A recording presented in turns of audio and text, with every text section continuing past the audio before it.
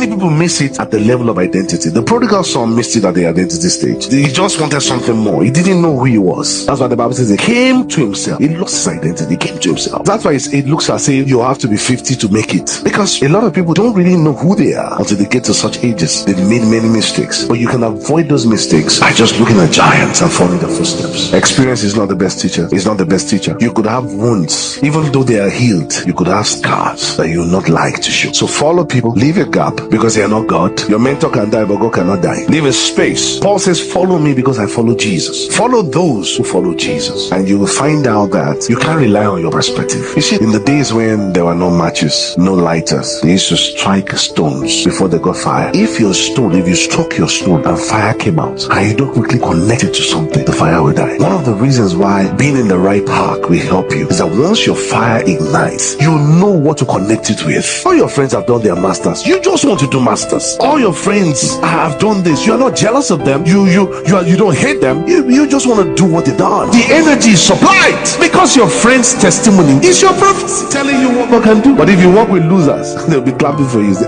nobody like you.